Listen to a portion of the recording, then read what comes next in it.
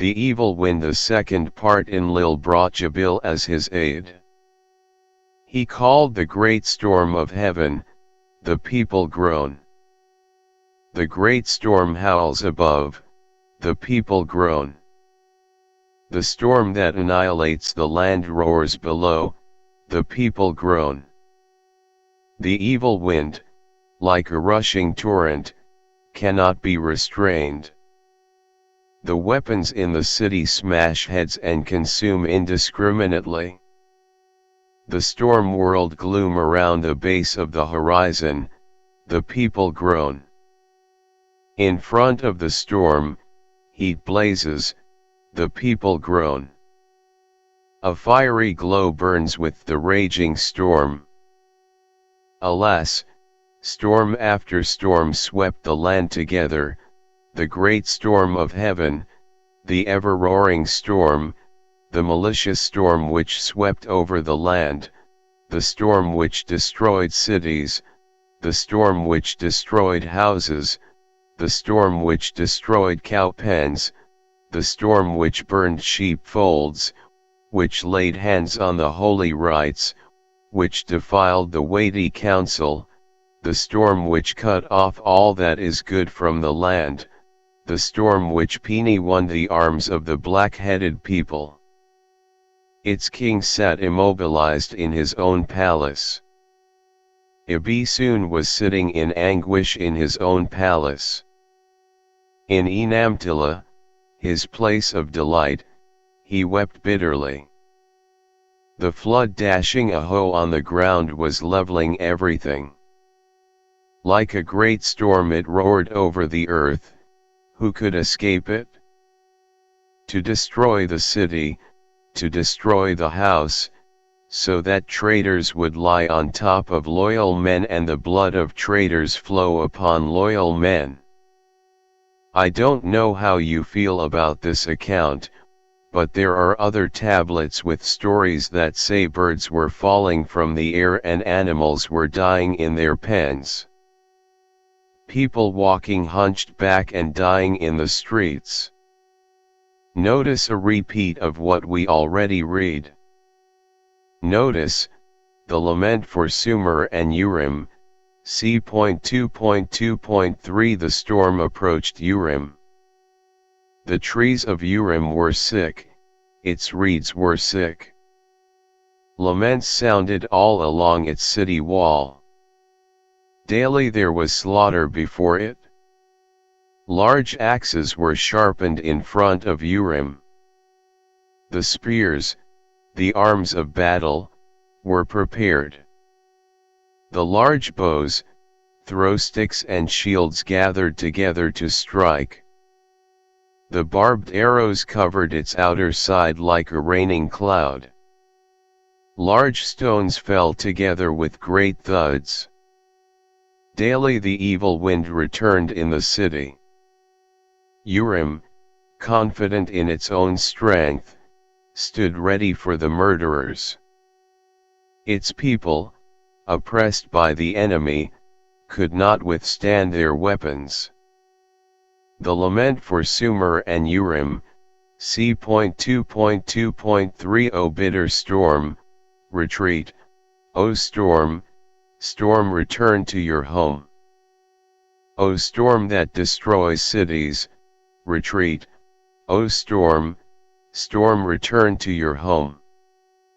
O storm that destroys houses, retreat, O storm, storm return to your home. Indeed the storm that blew on Sumer, blew also on the foreign lands. Indeed the storm that blew on the land, blew on the foreign lands. It has blown on Tidnum, it has blown on the foreign lands. It has blown on Gutium, it has blown on the foreign lands. It has blown on Anan, it has blown on the foreign lands. It leveled Anan like a blowing evil wind. Famine has overwhelmed the evildoer, those people will have to submit. The lament for Nibru, C.2.2.4. Its Lord, who has despoiled it like an evil wind, has destroyed that city and its temples. He has ripped out their foundations, struck them with the adze, killed wives and their children within it. He has turned that city into a deserted city. When would he restore its ancient property? Its possessions have been carried off by the wind. Enlil turned the city which used to be there into a city no longer. An adapt to Ninurta for Lipati Tar, C.2.5.5.4. Your roaring and commands make all the foreign countries submit. Your frightening look makes all enemies tremble.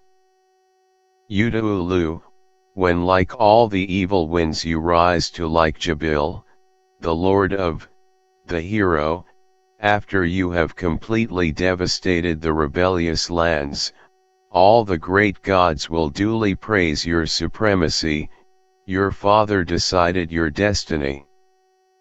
Ninurta was the son of Enlil, the god that ruled the four quarters of the earth. Notice what is written about Enlil.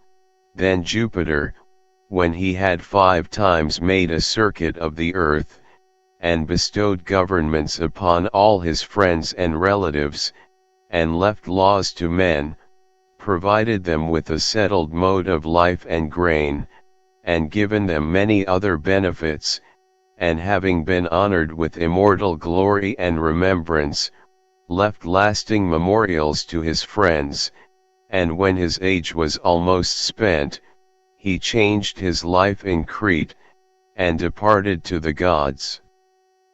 And the Curetes, his sons, took charge of him, and honored him, and his tomb is in Crete, in the town of Knossos, and Vesta is said to have founded the city, and on his tomb is an inscription in ancient Greek characters, Zanchronou, which is in Latin, Jupiter the son of Saturn.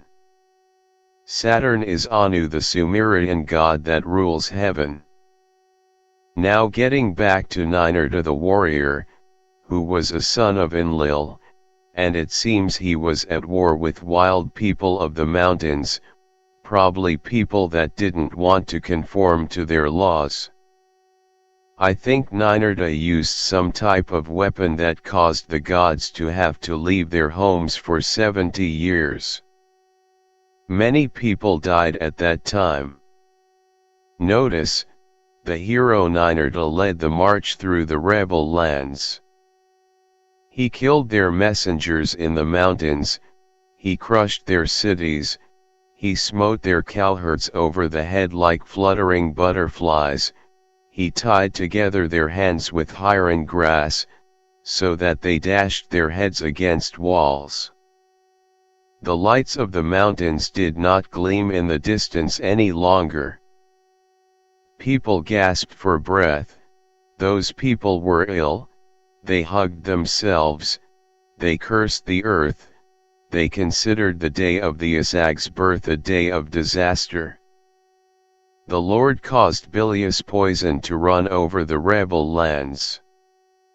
As he went the Gaul followed, anger filled his heart, and he rose like a river in spate and engulfed all the enemies.